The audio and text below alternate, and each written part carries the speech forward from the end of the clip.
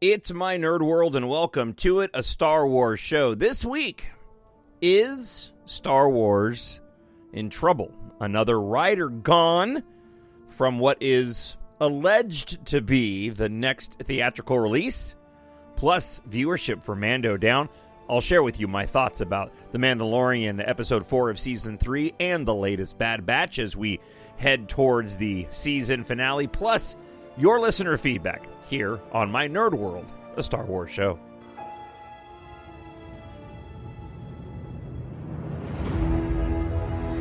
Nothing will stand in our way. I find your lack of faith disturbing. I will finish what you started. Who are you? I'm no one. There are stories about what happened. It's true. All of it. The Force. It's calling to you.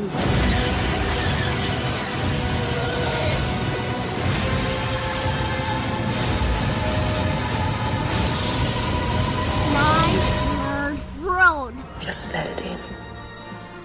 It is my Nerd World, a Star Wars show. I'm your host, Jon Justice, here to talk all things Star Wars. We got a trailer for the follow-up to Jedi Fallen Order, and that would be Jedi Survivor. Looking forward to the release of that coming up in April.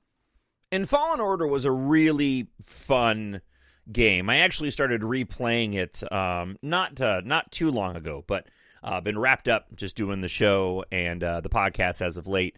And typically when I have time to go play video games, it's not a lot of time. And games like Jedi Fallen Order and the upcoming Jedi Survivor, require quite a bit of time when you're going through the levels. And I'm not the biggest fan, and fan's probably not the right word, just in terms of enjoyment in playing video games. I like going through the campaigns, but puzzle games I have a difficult time with. So on Jedi Fallen Order, I had to keep it on the easiest mode and follow a lot of the walkthroughs, and I'm sure I'll probably have to do the same thing on Jedi Survivor. Although Jedi Fallen Order, I will say, did a better job than most of sort of holding your hand as you move through the game to help you for individuals like me that, like I said, are not as great with puzzle games. But I'm just looking forward to the next story. I heard the novel tie-in to the Jedi Survivor video game was not very good on a number of different levels, so I'm certainly not going to be partaking in reading that. My reading list is entirely too long right now. So on the show this week, I want to talk about a little bit of news as it relates to what we still expect that we're going to hear at Celebration Europe in a couple of weeks. But the movie that I've been talking about the most and has been discussed within the rumor mill being penned by Damon Lindelof apparently now has its share of problems, which we can now add to the list of other problems that Star Wars productions have had in the past. I'm going to share a different perspective on this than what we've heard before, though. So I'll get to that, and I'll also talk about The Mandalorian and The Bad Batch this week, both of which I thought were phenomenal. Just really, really enjoyed both episodes, even though The Mandalorian ran a little shorter. But sometimes less is more, and that was certainly, in my view, the case with this week.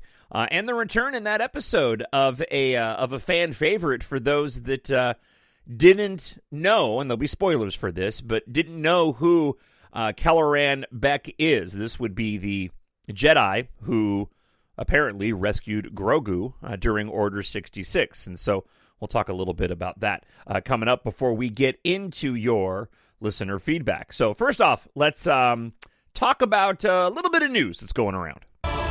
This is not going to go the way you think. So it's been rumored for a while that the Taika Waititi film is still apparently in the works for Disney and Lucasfilm. But this other movie that is alleged to be directed by, I think that's twice I've used that word on the podcast, is supposed to be directed by one of the directors of the Miss Marvel series on Disney+. and written by Damon Lindelof of Prometheus fame, and he worked on Star Trek and The Watchmen, and has worked with J.J. Abrams a ton in the past. Very well known in Hollywood, massive Star Wars fan. This was a film that has been rumored to be set after the events of The Rise of Skywalker, as I've speculated on this show.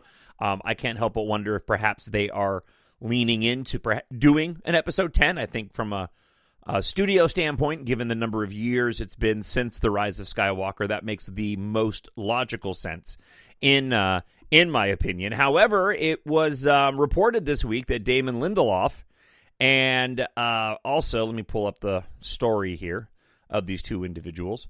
Damon Lindelof and Justin Britt Gibson have exited the project. And now, Peaky Blinders for Netflix creator Stephen Knight will be writing the new Star Wars movie. So, there's a couple of different ways that we can talk about this particular story. Within the Star Wars fandom, it's making quite a bit of news. And a lot of people are pointing to what they perceive as the continued dysfunction as it relates to the creative process of Star Wars. Now, Damon Lindelof was interviewed by Slash Film last weekend at the South by Southwest convention in Austin, Texas. And his quote was basically something to the effect of, he was asked about the Star Wars film. And this was before the report of him and Justin Britt Gibson exiting the movie as writers. It was reported at the time, he said at the time, that at that moment on that Sunday morning, he was questioning, as a fan of Star Wars and as somebody who saw the film in theaters when he was 4 years old, whether or not he should be in the kitchen cooking or whether or not he should just be eating, and how it is an incredibly difficult task to put together a Star Wars movie.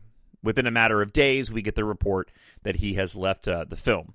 Now, this follows a long list of departures among Star Wars projects. So you go back to the original Boba Fett movie that was supposed to be made. The director of that film, whose name escapes me at the moment, but he directed the Fantastic Four reboot that ended up failing miserably. Also was the director of Chronicle. He was booted from that project. You had the announced Rian Johnson trilogy of films that have never come to fruition, even though they believe, it's been said that they are still in talks, but it'll be a number of years because Rian Johnson is working on other projects.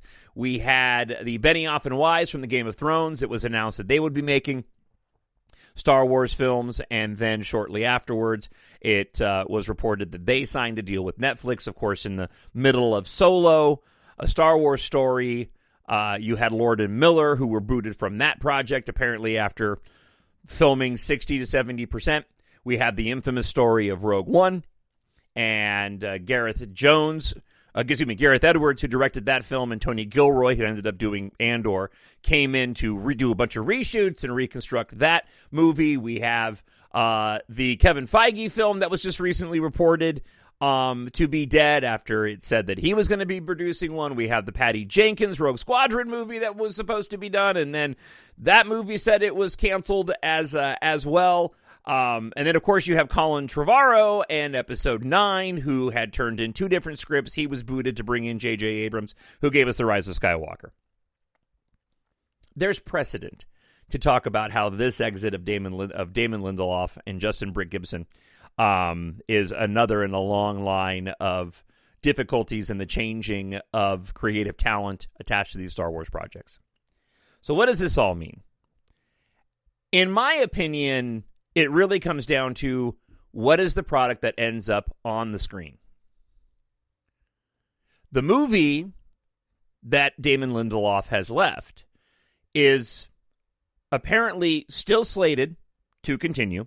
Shooting, it's being reported, will take place. None of this is official, and that's my point. None of this is official. It's being reported that shooting could begin with this in February of next year for a release in December of 2025. And that was the original date. So it sounds like the film is still on track. We're just going to have different writers. it really just comes down to what ends up on the screen. I'm not going to say that there doesn't appear to be a lot of trouble within Lucasfilm and Disney in keeping creative talent around. I just, off the top of my head, rattled off all of the different creative talents, directors, and writers that have, been working on projects and been booted. But this is also a product of the way that we consume our information and news and how much of this gets out into the public. Now, it's not going to change. There will be commentary surrounding all of this right now. You can certainly make an argument that Lucasfilm has a problem as it relates to creating Star Wars content, but again, it all doesn't matter when we sit down to watch whatever it is we're watching when they've created something. That's all that matters at the end of the day. We don't always know the details of what goes on behind the scenes, and it's really just left up to the fandom to sort of decipher and add their own opinion. Am I worried about this? I mean, worried's it's a relative term. I need to worried. Do I think this is indicative of a larger issue? I don't know. I think Disney and Lucasfilm have, if they have any issue right now, it's more relating to the quantity of the content that's being put out, along with a bit of the quality as well. I think I mentioned this on last week's show, but there is a bit of diluting of the magic of Star Wars with just the abundance of content that we have right now. Some of the content is great, and I'll talk about this with The Mandalorian and Bad Batch this week. It really is fantastic. But even as a fan of Star Wars, and sitting here once a week to just talk Star Wars to you, take time out of my day to go and do so, and this, because I love talking about Star Wars and I love these stories, I don't find myself getting nearly as excited for the premiere of The Mandalorian the way I was even last season or even the first season, when I was getting up early in the morning before work, an hour early, so I could watch it before I went to work because I just couldn't wait to see it. I'm waiting now to watch it with my family, but I was doing that then as well, and they all kind of understood, but I'm okay waiting, and I've never been that way as it relates to watching Star Wars. I was fear of missing out. I got to be on top of it.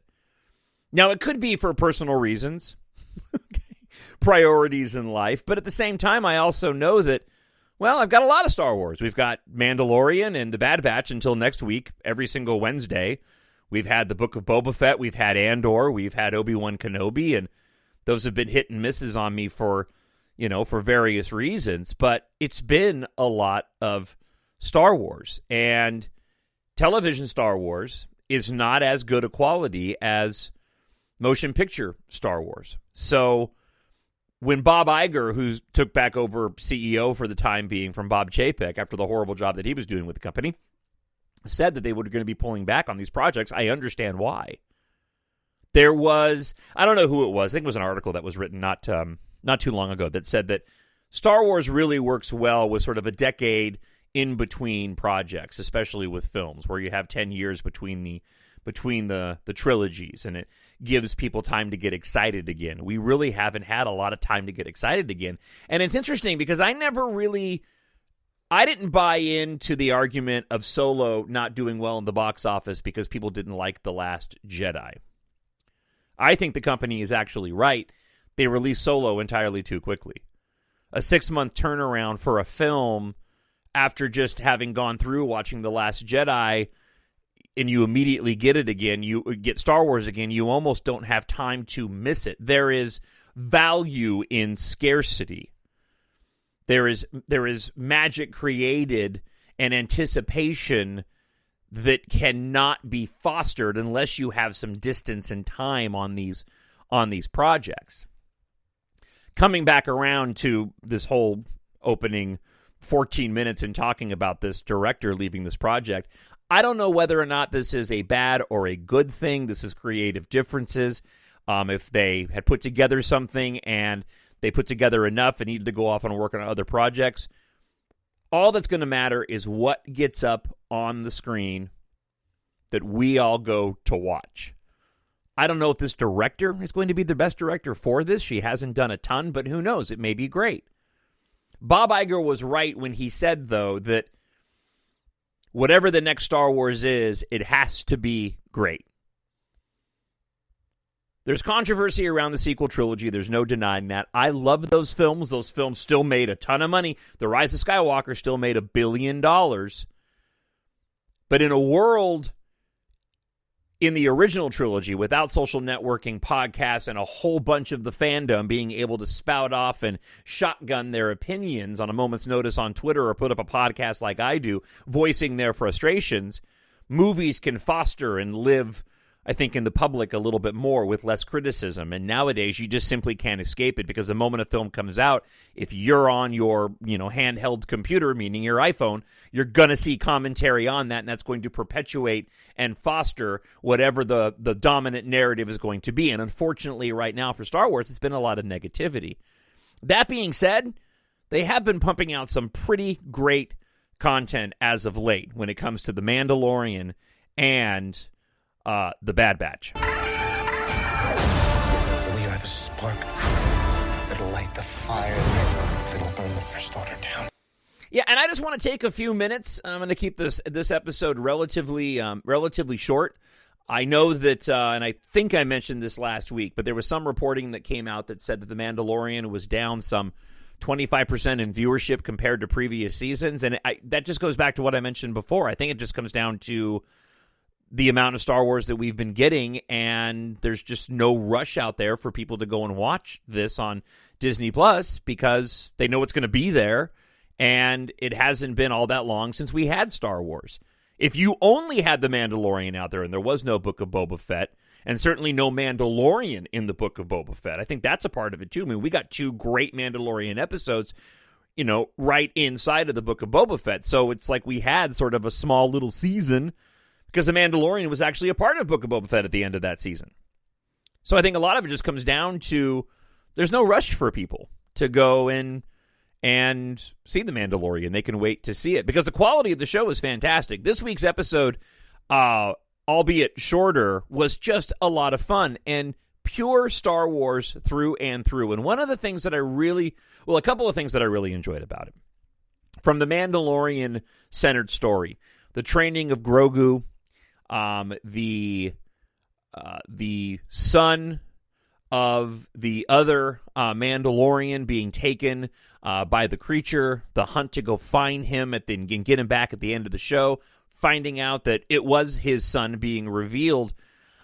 I love The Mandalorian, and I was talking to my father about this the other day because he had really keyed in on this, but I love within The Mandalorian that they are spending time with these themes of fathers and sons because it's so central to the core of the original Star Wars story, and, to a lesser extent the prequels with that relationship between Obi-Wan and Anakin, but that story, the stories of fathers and sons, it's a key component to what made Star Wars great in the first place, and those are universal themes, and they really do adhere to, and in my view, touch the viewership of Star Wars right now, because who's watching these? I mean, you have mothers and daughters, don't misunderstand, but you have fathers and sons. You have me, the son, talking to my father. You have me, the father, watching this with my sons. And these are themes as they go to tackle the issues within a Star Wars universe. Thankfully, issues that we don't have to go tackle as we go get, giant winged dragons. I don't know what they're called or whatever. And what in the world are they going to do with those 3 baby ones? I'm sure they're going to train them and probably try to fly them, which will be pretty rad. But these are themes that that really, along with the action that you come to expect with The Mandalorian, really tap into that Star Wars original Lucasfilm storytelling that made us all fall in love with this franchise in the first place. And then we get into and of course, Grogu and the Mandalorian, Din Djarin, that goes without saying. You get into the training of Grogu, which I think is great. I don't know how they're going to fit a helmet around his ears, but I guess we'll have to find out about that when that takes place, but really enjoying that, seeing Din Djarin fostering the relationship and Grogu's training as well. And then we get the flashback of Grogu. And we get to see that other perspective again of what happened during Order 66. And for those that don't know, the Jedi that rescued Grogu was played by Ahmed Best, who played Jar Jar Binks in the prequel trilogy. That was the Jedi, Kelleran Beck, who ended up rescuing Jar Jar during Order 66. I do have one issue with that, though. My only issue is that they escaped on a Naboo cruiser, which is identical to the Naboo cruiser. Actually, no. I take it back. I'm wrong. And this actually makes it more interesting. All right, so I was mistaken. I was thinking the Naboo cruiser that they took, that Kelleran Beck took Grogu on when they flew away from Coruscant, that was the one that Padme was in at the end of Revenge of the Sith. It wasn't.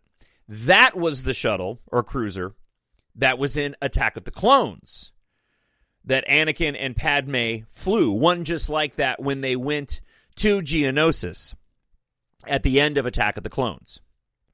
That was that ship. I forgot that Padme's Naboo cruiser was had the large wings on it in Revenge of the Sith. So, I don't know if they're going to riff on that, but that is rather interesting that we still don't know where Grogu ended up between the time when, and hopefully we'll find out, right? I suppose maybe not this season, but the next season. We still don't know what happened to Grogu between the time when he was now rescued by Kelleran Beck and left Coruscant, and when the Mandalorian ended up finding him. But clearly there's some connection to Naboo. Those were Naboo soldiers that were fighting the clone troopers on the landing pad in the Mandalorian episode. It was great to see the gunships in action again. I will say that the television special effects, it is still TV. I thought they did a good job, but the Coruscant shots were giving me those Obi-Wan vibes again. And comparing it to Andor and how good Andor looked, I'm just kind of watching it, and I'm nitpicking, but I'm just thinking to myself, man, they're so close. Andor looks so much better effects-wise, and it has to be a budget issue. It didn't ruin the experience for me at all, don't misunderstand, but just Andor special effects were just top-notch movie, and it seems like the special effects, when we get into those set pieces, like Coruscant in The Mandalorian, and particularly this episode, just not quite as good. Then you follow it up with The Bad Batch, and I'm really loving The Bad Batch. And I had said before that it was not a show that I would go back and watch, but I will be going back and watching The Bad Batch. I know we have some filler episodes, but the relationship of Clone Force 99, Omega and Tech, her excitement at seeing Echo again, what is being set up when it comes to Crosshair and the arc that Crosshair has gone through over the course of this season leading up to next week's two-parter. It's just fantastic storytelling. I will add this, however, to the conversation around too much Star Wars and confusion. When I'm watching these shows, especially back-to-back, I have to remind myself of the era that we're watching. There are moments when I'm watching going, okay, that's right, I know this, but I still have to stop and think to myself, okay, this is Bad Batch, this is happening post Revenge of the Sith, pre what happened in the Obi-Wan Kenobi, and then what we're watching in Mandalorian is taking place after Return of the Jedi, and though we did get a flashback to what happened during Order 66 from Revenge of the Sith, it is sort of a lot to have to take in within your, headspace. So, I also liked in this episode that we were still on that Padu planet from last week's episode that seemed like a bit of filler, even though it was kind of a fun sort of planetary disaster type, different feel for a Bad Batch episode. And the fact that this is still very much playing into the storytelling, and there appears to be this conflict Certainly with Hunter on, so why are you guys still here? This is remote when, this is certainly remote when Echo showed up and Hunter was, saying, yeah, well, we've kind of taken a detour, and you can see he's still conflicted on what they want to do in the future, which raises the question that I keep asking is, where do all these individuals end up as we move forward in the Star Wars timeline? Because they're nowhere to be found. As always, what do you think? TalkShowNerd@gmail.com. Drop me an email, or if you're listening on YouTube, you can comment there as well. All right, let's go ahead and get to some listener feedback this week. I need someone to show me my place in all this. Friend of the show, you're all friends of the show, but Irene Davis writes, John, they started to link up Bad Batch and The Mandalorian to link the trilogy. The cloning of Snoke, the rising of the First Order. Favreau and Filoni have plans. Two of the best writers in the fandom that belong that have been commissioned by Disney. These writers are the best and specialize in Reylo. Furthermore, Bob Iger announced further work to do with the trilogy. Yep, let's see. Yeah, I agree. I've mentioned many times, I'm very much looking forward to those direct connections to the sequel trilogy. I think it'll do a lot in terms of the long-term timeline feelings of those films. Sienna Quid writes, I have to wonder if the Bad Batch and the Mandalorian are building to the same reveal on the same day. Grogu being a male clone of Yaddle, opposite of Omega. If it's happening, it'd have to happen on the 22nd or 29th. Crazy. There's only 2 more Bad Batch Wednesdays. Yeah, I don't expect Grogu to be a clone of Yaddle. They certainly haven't alluded to any of that. There is a question in my mind of who are Grogu's parents, which is something that I've never heard anybody sort of address yet, but certainly could be storytelling in the future. I mean, the searching for one's parents is certainly certainly a very familiar storyline as it relates to Star Wars. And lastly, crossover friend of the show, Michael E. Tennant, also a part of the Depeche Mode podcast that I do, says they just need to pull the trigger and make an Old Republic trilogy. We'd even love to see a live-action Bad Batch. Star Wars is still great in the right hands, like with Andor. Yes, I tend to agree. Thank you so much for the listener feedback this week, and you can always email me, talkshownerd@gmail.com. All right, that wraps up the show. Once again, I was going to make it short, and I went a half hour. So, thank you so much for checking the show out. If it is one of your first times listening, please like and subscribe on YouTube. Make sure to subscribe to the podcast on whatever platform that you are listening to. And if you read, you obviously like sci-fi, I hope you will check out my EMBARK science fiction space opera series. Follow a ragtag squadron of pilots and one reluctant hero on a journey of survival across the stars as they fight for their future among the stars. It's a fast-paced epic that will thrill classic space opera and military science fiction fans. Available on Amazon.com under Jon, Jon Justice, or mynerdworld.net. Written for adults, but great for ages 11 plus. Available in ebook, hardcover, paperback, and audiobook. So go and check those out, and I would really appreciate it. Back next week with the double-episode season finale thoughts of The Bad Batch and the next episode of The Mandalorian. I hope wherever you are happy, you're healthy, and you are safe. I'll talk to you then. Bye. The Force will be with you, always. My Nerd World.